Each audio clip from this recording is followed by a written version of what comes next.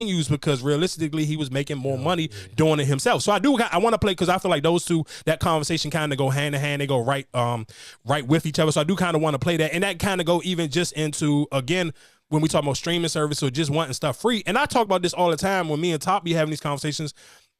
Two things I think that happened that kind of messed stuff up. One is the festivals, because I feel like it kind of made a lot of rappers or artists in general up their prices way too high. Now they kind of can't do smaller venues, or they feel like they shouldn't be doing smaller venues. So I think realistically, if you can kind of do the smaller venues, which even for somebody like Mona Leo, like doing the Union Stage on, like, that's fire. Like, you, okay, cool. If I can just sell out multiple dates in one city, I'd rather just do that and build up my own audience and sit here feeling like I gotta go on tour with 20 different artists. For what reason? To just try to fill out a arena or something like that, or let me sit here and get on these festivals. That's why I'm so happy that the festivals are starting to die out, because I feel like that kind of just one thing, and a win I want to say, because I think it takes away from the hunger from certain artists, from just sitting here thinking about, think about somebody like ESTG. ESTG is supposed to be like a rapper that still get booked at, like, if Bliss was still Bliss, and he supposed to be able to come to your city and, like, whatever the hood club is that all the hood people go to normally on the weekend, and they sit here and make the club a little bit more packed, like during the holidays. Like, ESTG was supposed to be like, if DC still had their popular, like, bigger clubs, like somewhere like Bliss, I feel like on a holiday like Thanksgiving, somebody like ESTG was supposed to perform there. But because so many rappers jump the price so fast, it's like you kind of you skip a stage where it's like you skipping the club stage where it's like you can price yourself out, and then now it's like you ain't putting out enough music, you ain't doing enough shows, or you don't have that same hunger in your music where you kind of just, you go, like, some of these rappers go too mainstream too fast because you feel like, oh, I'm trying to perform for these festivals, but realistically, you should be worrying about the local clubs. And I ain't saying local clubs in just your city, but I'm just talking about in just major cities. Like, yeah, you can't. To me, like, don't skip that 1,000 going to the club and putting 1,000 people in there, or going to a bigger club and putting 2,500 people in there. Like them arenas and shit. It's cool. It's cool to be like, oh, I'm on a world tour and this and the third, but ain't nothing better than you sitting here be able to pack out a club like Boosie can do. Boosie been packing out local clubs all across America for the last 20 something years, dog. Consistently every weekend, y'all see Boosie. This nigga be booked from Thursday to Sunday. Because he never had his price go too high where he's outpricing the regular drug dealer promoter or the regular local club promoter. As the partnership with the industry, has it been lucrative? You make this thing, okay, boom, I'm generating what I'm generating from my own Patreon and my YouTube and in the app, and then there's this. Like, is it making sense? Nobody has ever asked me this, and I've been dying to tell people. Not nearly as much as people would think. I'm not losing money, but it's not nearly as successful as you would think. You know what's really lucrative for me? Comedy. Live touring.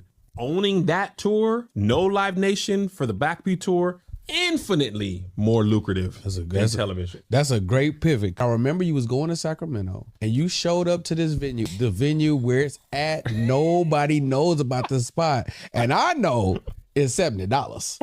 I know it's $70. You got to bring your own chairs, but it is $70 to rent this venue. And it hold like 300, but it's like, it's in the middle of nowhere. And I'm like, and I remember you was coming and it was like, yeah, man, I got 2 shows here. And I look at both shows sold out. I was like, son of a, I was like, I say the hand to mouth ratio on that is crazy because it was like 24th Street Theater or something like that. Churches are not in the venue rental space the way like Live Nation venues are. So Live Nation gonna charge you for every single thing. Churches are like, bro, we here for the community, we for God, like we gonna charge you, but we not gonna kill you. And we also gonna get volunteers and security. A lot of times they not in and out. Big mega churches, they be more Live Nation than you would believe. I said, brother, there were some churches, I said, well, this is a Live Nation deal. Where's the Lord? You know, oh, with the Lord part of the deal. My competitive advantage is like churches want to have good stuff for their community. So they're really just like, don't charge crazy prices. We'll give you a good deal, but don't come in here charging $150, $200, $300. I'm like, if y'all give me this price, I really don't have to. The reason things are so expensive with Live Nation is because their venues are so expensive. And that cost is like, there's no negotiating with the big 3. Churches just don't work like that. So it allowed me to pay a lot smaller of a thing. And you lose some things. You lose like seating. Some people are not buying a ticket if it's general admission. I want to sit in 13C and I don't want nobody in my seat. For the most part, most people, they just want to come and have a good time. As long as there's a place to sit, as long as it's funny, it's safe, I can hear and all that type of stuff, they're not tripping. So at $30 and $50, you can make a lot of money if you're getting charged, say $2,000 or $3,000 to rent or $5,000 versus some Live Nation venues are $20,000, $25,000, $40,000. I've looked at the ticket, like the breakdown, and it's like, man, that's how I went back to churches. I'm looking at the numbers and I'm like, I don't even need to sell this many tickets if I didn't have to pay this many people. So that's really where that came from. And the reason why I tie that into artists, because think about it. If an artist wasn't geeking to sit here and try to go on an arena tour, now guess what some of your favorite artists don't got to do? You ain't got to chase a hit. Some of these smaller artists, if you sit here and keep it just like, all right, I'm just building my sound, I just need to put out good music. If I'm just putting out quality music, perfect example, like look at Wale, like he may not have no quote unquote Billboard charting hit record off of that new album, but I'm sure when he go back on tour, he gonna be able to sell out 5,000 seat venues with ease. Like the Anthem, that joint was jam packed.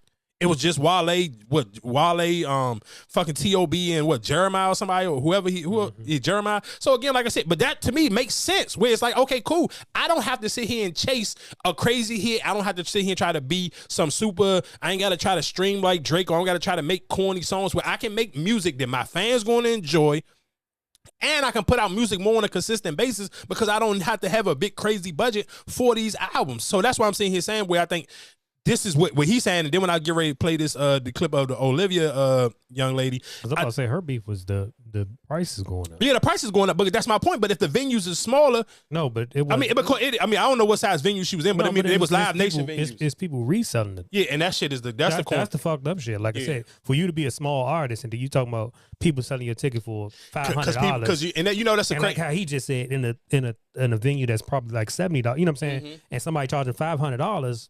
I'm not gonna pay that price. No, hell no, of course not. Because that's the fucked up thing. Like I understand the argument because like even for example, like the whole whatchamacallit John Cena little last joint is in DC. Them shits was like $400-$500 up in the blood nose. Damn. But then the show in Baltimore after Christmas is regular price. And that's just like I said, that's just people, you know what I'm saying? Like that's the fucked up thing. Like the people who want to actually enjoy, you know what I'm saying? People just reselling this shit, to make a quick dollar. I mean, I get just real quick, just to stay on the John Cena thing. I mean, I get what you're saying, but then I kind of wonder with that one is like that one kind of make a little bit more sense to me because it is his last fight, and it's in DC. Yeah, it is his last fight. But that's what I'm saying. I think a lot of people is kind of getting out of hand with the reselling. No, for sure. Of course. I mean, that's kind of go just like back to the conversation we was having last week about the sneakers. I can understand it if I'm outside and I need a ticket. Mm-hmm. And you trying to, hey, I got this ticket. Here you go. Boom, boom, boom.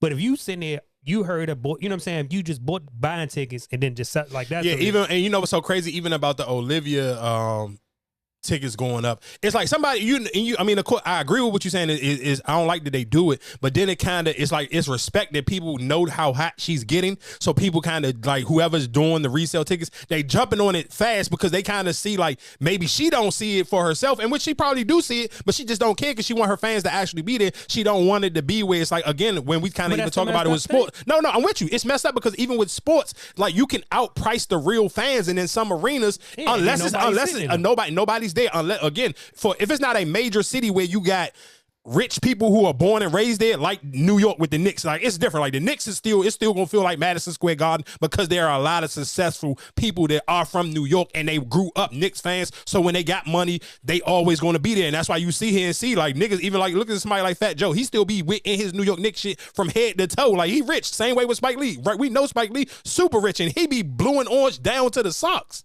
So it's different for certain people, but it's certain things where it's like, even here, where it's like, man, people talk, man, you so crazy. You'll be surprised how many people be agreeing with me, or even, and it don't matter what their race is. When I talk about how like the Wizards games don't feel like you just feel like you just going somewhere just to take pictures. It don't even feel like a real basketball game. Like there ain't no type of home atmosphere at no Wizards game. Like that shit just literally just like, hey, I'm just here at a basketball game so I can get some pictures off of social media. It's like, it ain't no real feeling to like the game at all. But again, that because sometimes people, and let's be clear, you can get, I ain't gonna sit here and say you can get outpriced at a Wizards game because you can wait. If the Wizards playing a bad team, you can literally go on StubHub and still get some super cheap tickets. But it's just at the same time, it just shouldn't have to be to that point. But again, like I said, let me play this clip real quick of this.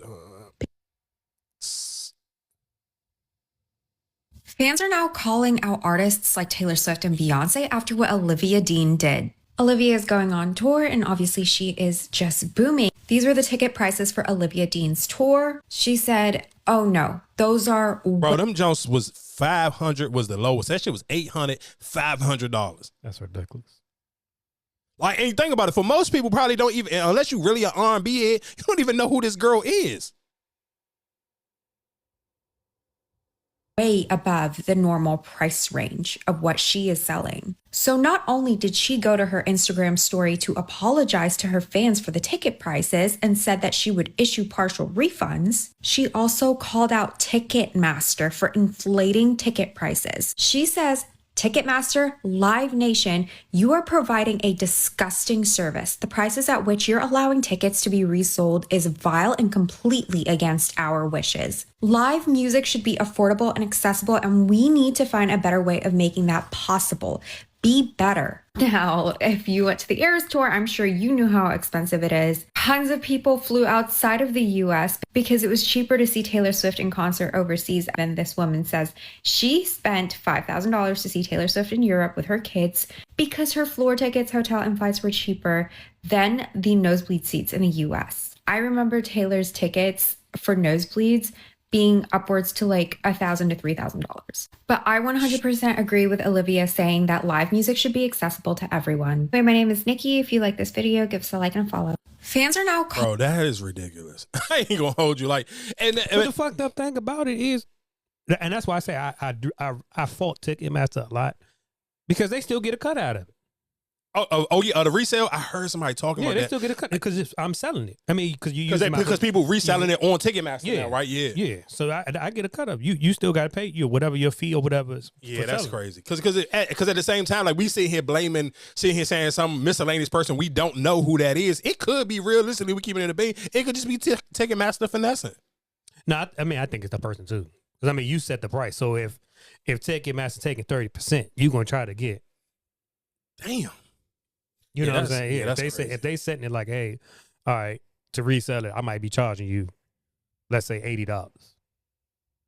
So if your ticket was, let's say your ticket was $150, and they charge me $80. That's way too much. Because even for somebody like her, like I like that song, but it's like I don't like that song enough to sit here and probably pay more than $60 to go see her perform. Like I feel like 60 is a comfortable jump.